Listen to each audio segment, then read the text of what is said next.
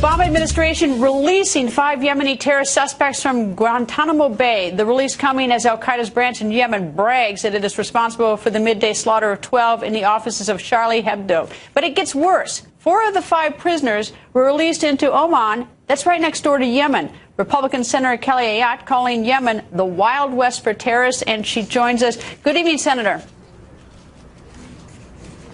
Good evening, Greta. Senator, did you know of this release prior to it actually being done? Did the president notify the U.S. Senate?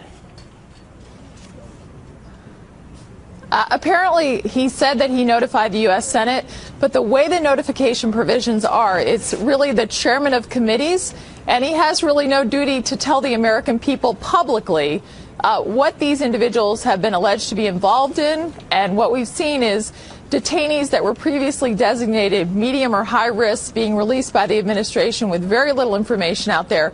Also, no information about what is security conditions upon which they're being held or not being held or just being left out openly. And as you pointed out, Oman is very close to Yemen. And in fact, one of the attackers that is alleged to have committed the Paris attacks, the information that's been revealed is that he went through Oman to Yemen to get training with al-Qaeda. So this is a very big issue, and I think transparency is what's really lacking. Senators McCain, Lindsey Graham, and you have made a joint statement about this, and you keep referring to these people being transferred. They're being released, right? I mean, when I think of transfer, I think from one facility to another, right, or from one custody to another. They are being released. Is that correct?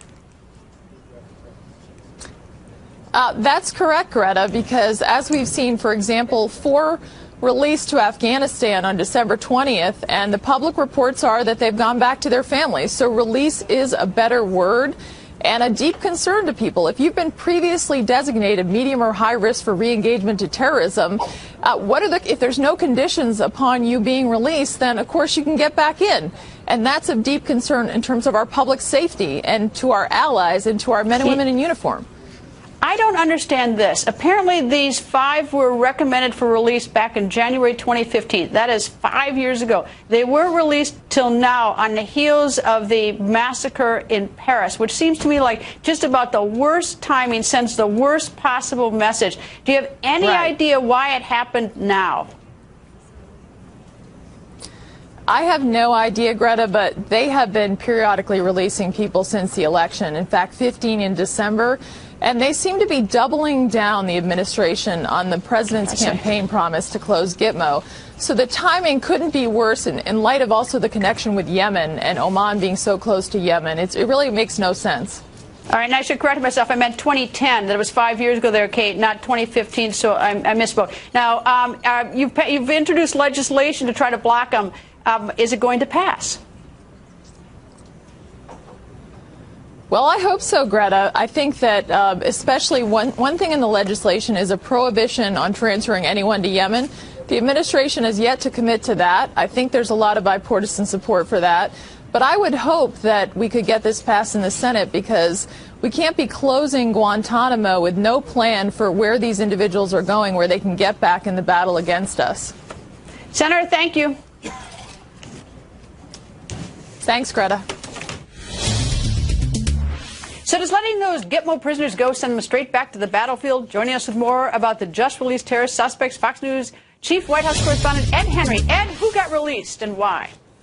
Well, Greta, it's very interesting. These are 5 Yemeni nationals, and one of them will be going to Estonia, 4 going to Oman. Why that's significant, of course, is that Oman borders Yemen, and the majority of the terror detainees still at Gitmo are from Yemen. And remember what happened in Paris. There's a direct connection there between the Kawachi brothers, and at least one of them being trained directly by al-Qaeda in Yemen. So the fear that that Republican senators are raising today is that this is a disaster in the making, because some of these terror detainees will just wind up getting back to Yemen, being retrained, and getting back on the battlefield. Now, the White House pushed back on that today when I pressed Josh Earnest. They say they have a lot of safeguards in place, that there was a unanimous recommendation to the president by his national security team that the nation will be safe. But I thought it was significant that Josh Earnest said that the team recommended that there are ways, safeguards to mitigate the threat. Of course, they can't guarantee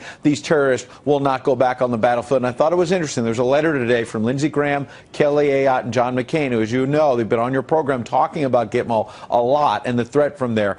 Kelly Ayotte has pointed out in this letter that one of the Kouachi brothers in the summer of 2011 allegedly used a trip to Oman to go across the border and sneak into Yemen and then be trained and use that training, of course, for these deadly terror attacks just last week in Paris. The final point I make is Josh Earnest pushed back on Kelly Ayotte and other Republicans, saying that 30% of the Gitmo detainees that are released wind up back on the battlefield. But Josh said his numbers suggest, the administration believes, about 6% of those terrorists wind up on the battlefield. Well, whether it's 30% or 6%, obviously there's difference there, but it's also significant. 6% of them winding up on the battlefield is still a problem, and still means potentially they're going to launch more terror attacks against either us or in Paris or somewhere else, Greta. Ed, thank you.